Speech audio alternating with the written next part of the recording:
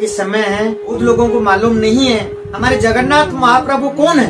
जगन्नाथ भगवान जो है हमारे कलयुग की भगवान है, लेकिन इसमें आधे लोगों को तो मालूम नहीं है। तो आपके कल्याण कैसे होगा? आपको मालूम होना चाहिए 4 धाम में एक धाम है जगन्नाथपुरी। ये कहाँ है? उड़ीसा के अंदर जो पुरी जिला है वहाँ विराजमान है हमारे भगवान जगन्नाथ। कौन कौन है? जगन्नाथ, बड़ा भाई बलदेव, बहन सुभद्रा मैया, तो तीनों वहाँ विराजमान है। ये कलयुग का भगवान है।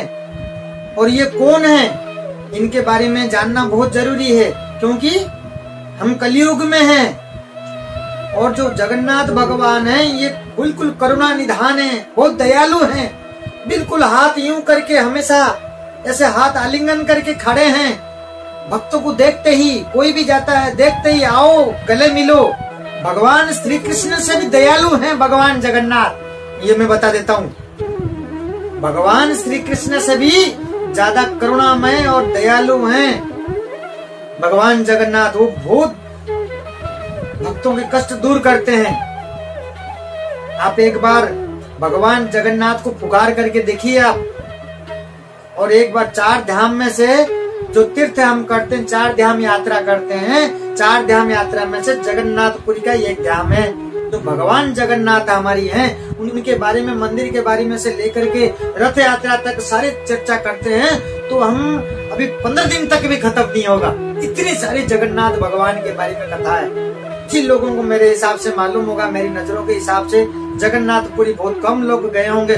जो नहीं गए होंगे, मैं यही निवेदन करूंगा सभी एक बार जरूर जा करके जगन्नाथ महाप्रभु के दर्शन करके जरूर आए। आपने देखे होंगे जितना भी भगवान हमारी देवी देवता हैं, सब मंदिर में एक बार प्राण प्रतिष्ठा होने के बाद सब मंदिर के अंदर ही रहते हैं। एक ही मात्र हमारे भगवान है, जो जगन्नाथ भगवान है, वो बाहर निकल करके साल में एक बार आषाढ़ के महीना में द्वितीया के दिन में तिथि में वो मंदिर से स्वयं निकल करके वहाँ भक्तों से मिलने बाहर आते हैं। रथ यात्रा क्यों होता है? रथ यात्रा क्या है?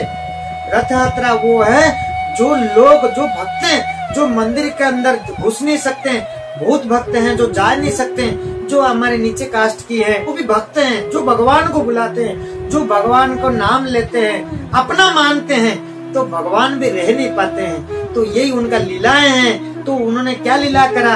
रथ यात्रा की लीला करके वो मंदिर से आकर के भक्तों से मिलने आते हैं। जगन्नाथ महाप्रभु कौन है? ये भगवान स्वयं श्री कृष्ण है। हमारे जो भगवान नारायण विष्णु, हम जिनको हम कहते हैं, जितना विष्णु तत्व है उनका जो लास्ट जो श्री कृष्ण भगवान, जब लास्ट जब द्वारिका में जब उनके लास्ट समय के अंदर जब उनका देहांत हो गया था, जब अर्जुन उनको आग लगा करके जब संस्कार करके जला रहे थे, लास्ट में उनका जो हृदय है, जो इनका हृदय, सब कुछ जला लेकिन हृदय नहीं जला था। तो उनको आभास हुआ, सूचना मिला अर्जुन को कि जो हृदय है ये समुद्र में फेंक दे। और उस समुद्र के अंदर फेंकने के बाद वो तैरता हुआ, किनारा होता हुआ जा करके पुरी में पहुंचा था। और वो जो जगन्नाथ भगवान है हमारे पुरी के अंदर विराजमान है, वो जो वो हृदय है, वहाँ पे सब कुछ, वहाँ पे जो पंडा है, जो ब्राह्मण है, उनको वहाँ पे जो जगन्नाथ बने थे, तो वो जो हृदय है आज भी धड़कता है जगन्नाथ की भगवान के अंदर। आज भी हृदय वहीं लगी हुई है, वो जगन्नाथ के अंदर है।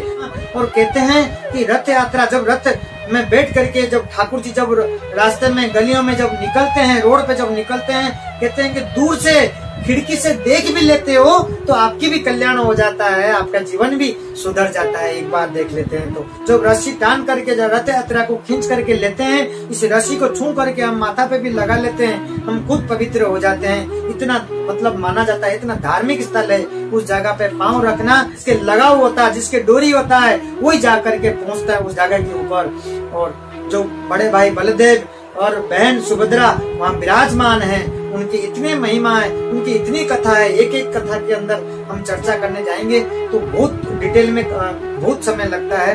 तो अभी रथ यात्रा की समय है। रथ इनका क्या होता है, रथ यात्रा क्यों होता है और रथ यात्रा की महिमा क्या है, थोड़ा सा जानते हैं।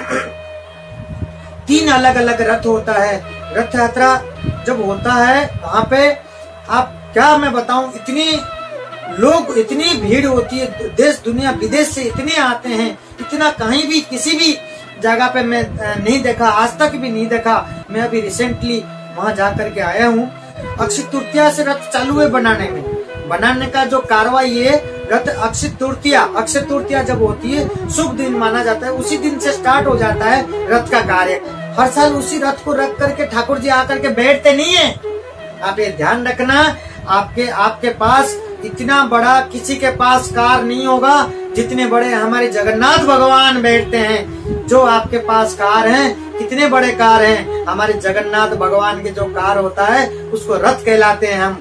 और एक बार जगन्नाथ भगवान बैठ जाते हैं तो दूसरी बार बैठते नहीं है। हर साल नया रथ बनता है और हर साल जो रथ बनता है वो लकड़ी से बनता है और हर साल नई लकड़ी होती है। आप सोचो, इतना बड़े बड़े रथ, 3 रथ बनता है और उस रथ में एक बार भगवान बैठते हैं। कोई भी इंसान इस दुनिया में, कोई भी बड़े व्यक्ति, कोई भी धनी व्यक्ति, ऐसा व्यक्ति है जो एक बार कार में बैठता है, दूसरी बार उस कार में नहीं बैठता। और आपको पता है उस रथ की महिमा, रथ में जो घोड़े होते हैं उनके नाम भी होता है और तीनों रथ जो घोड़े होते हैं वो अलग अलग कलर भी होता है और उनका ध्वजा जो होता है उनका नाम होता है और उनको रथ को जो चलाता है उनके सबके नाम होते हैं। रथ का जो पाया है सबके अलग अलग, सब एक एक चीजों पे, रथ का जो एक एक जो चीजें हैं उस पे एक एक प्रवचन करेंगे ना हम, वो 15 दिन तक भी खत्म नहीं होगा।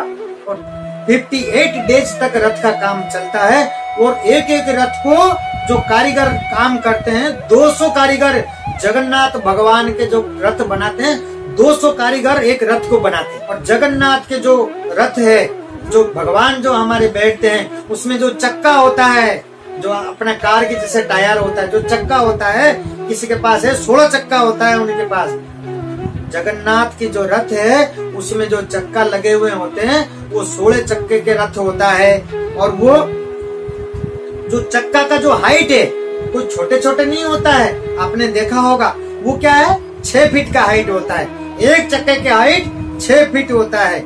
और जो बलदेव बड़े भाई हैं उनका जो चक्का होता है 14 चक्का होता है, वो 6 फीट 8 इंच होते हैं। और जो सुभद्रा मैया जो बहन है उनके चक्का कितना होता है, रथ में 12 चक्के होते हैं और वो चक्के की हाइट क्या होता है 6 फीट, उनका 8 इंच होता है। और जगन्नाथ की रथ की हाइट, जिस रथ के अंदर ठाकुर जी विराजमान होकर के यात्रा करते हैं, उसका जो हाइट होता है कितना है 45 फीट 6 इंच ऊंचाई होता है।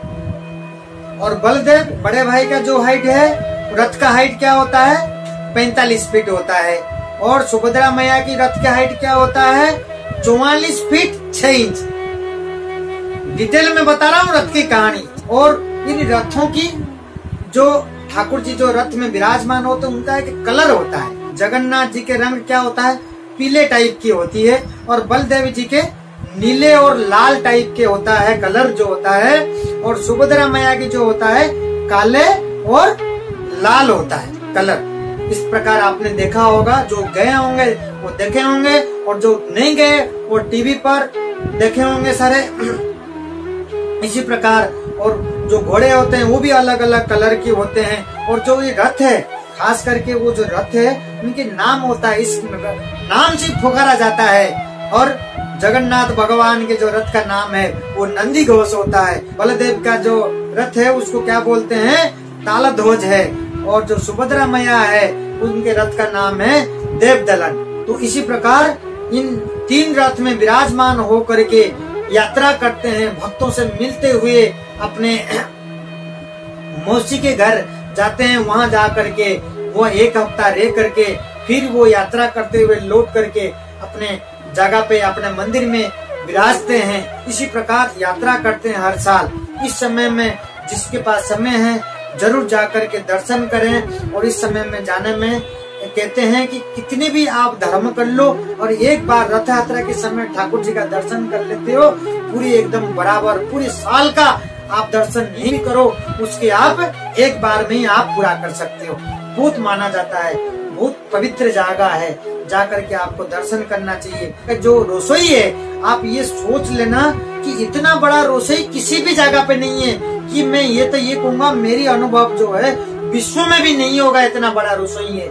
कम से कम नहीं करके रोज की बात है, रोज का जो है 1 लाख लोगों के लिए प्रसाद बनता है। और वहाँ पे 1 लाख क्या, 1 लाख से कितने लाख लोग चल जाए, कभी प्रसाद खत्म नहीं होता। और जो वहाँ मिट्टी के बर्तन में खास करके सबसे प्रसिद्ध फेमस क्या होता है कि मिट्टी के बर्तन होते हैं। सारा जो कढ़ाई अंडा जो भी होता है वो मिट्टी के बर्तन होते हैं। कम से कम रोजाना मिट्टी के बर्तन नहीं आते हैं। एक बार खाना बनने के बाद वो फेंका जाता है, दूसरे दिन नया आता है। कम से कम रोज का ये मान लीजिए 10 लाख, मेरे जो अनुमान है, जो अनुभव है, 10 लाख रुपए का मिट्टी के बर्तन आता है रोजाना, और रोजाना ही खराब होता है। वो एक बार मिट्टी के बर्तन के अंदर एक बार ही खाना बनता है, और वो प्रसाद आगे में होता है, मिलता है। कहते हैं जगन्नाथ की भात को जगत पसारे हाथ। वहाँ पे क्या होता है प्रसाद में, भात की प्रसाद होता है। प्रसाद में भात का प्रसाद होता है, चावल की प्रसाद, चावल दाल जो सब्जी का जो ठाकुर जी का प्रसाद होता है, ऐसा कभी आपने खाए ही नहीं होंगे। ऐसे प्रकार तो आप घर में बना ही नहीं सकते, वो उसी जगह पे ही आपको प्राप्त हो सकता है। वो कहते हैं जिसके भाग्य में होता है उसी को ही मिलता है। खुद मंदिर से निकल के भक्तों से मिलने चले जाते थे, मिलने आया करते थे। ऐसे ऐसे प्रसाद हम भक्तों के हाथों से लिए हैं। चमत्कार, ऐसे ऐसे चमत्कार दिखाए उन्होंने। भक्त भगवान के लिए पागल है और भगवान भक्तों के लिए पागल है। वो जगह ही ऐसा ही है, और ऐसा कीर्तन करताल है वहाँ पे, इतना भजन नाम संकीर्तन चलता है, आपको तो इतना आनंद आएगा वहाँ जाने पे, क्या बताऊँ मैं। वहाँ जगह जाने पे आने की मन नहीं करता। तो सोचते होंगे इतना बड़ा रथ तो क्या करते होंगे, कोई खरीद करके लेता ही नहीं। दूसरे साल ठाकुर जी उसमें रथ में यात्रा करते नहीं है, बैठते नहीं है, तो रथ को तोड़ करके जो रसोई है, ठाकुर जी का जो रसोई है, जो टूटने की बाद है, वो जो जितना भी लकड़ी है वो ठाकुर जी का प्रसाद बनाने में काम आता है। कोई लेता ही नहीं है उस चीज को, ये ध्यान रखना। और एक खास बात है, ये मैं बताना चाहूंगा, तो आषाढ़ जब डबल होता है, जब कभी होता है ना, कभी 12 महीना में कभी 13 मास आता है, कभी अधिक मास होता है, तो वो 12 साल में ठाकुर जी जो उनका संस्कार होता है, जैसे हमारे सब होता है, ठाकुर जी के वैसा है। ठाकुर जी का शमशान है। 12 साल में ऐसा समय आता है, 2 मास आता है, जब महीना जब डबल होता है, डबल आषाढ़ आता है, तो उस समय क्या होता है, ठाकुर जी वो नीम का जो पेड़ होता है, ऐसे साधारण नीम का पेड़ नहीं है, उसमें शंख चक्र गदा उसमें चित्र होता है, उसमें वो दारू ब्रह्म कहलाते हैं। वो जो पंडित है, जो पंडा है, जो ब्राह्मण है, उनको स्वप्न में कहलाते। फैलना जगह में वो वृक्ष है, वो कट होकर के सोने का कुल्हाड़ी से काट करके उसमें पवित्र करके उसको लेकर के आते हैं। ठाकुर जी का पहले से ही उसमें निशान होता है, उसमें फिर नई ठाकुर जी, नया जो अवतार ठाकुर जी का बनता है। तो ये फिर जो पुराने जो उनका जो हृदय है निकाल करके उसमें नया में प्रवेश कराते हैं। फिर जो वो पुराने जो ठाकुर जी का जो विग्रह है वो उनका शमशान में जा करके संस्कार किया जाता है। तो हमारे मंदिर में एक बार प्राण प्रतिष्ठा होता है, जुग जुग हमेशा के लिए ठाकुर जी ऐसे रहते हैं। वहाँ पे ऐसा नहीं है, वो ठाकुर जी का महिमा है। तो इसी प्रकार ठाकुर जी भी चेंज होते हैं, हमारे नया भेष लेते हैं।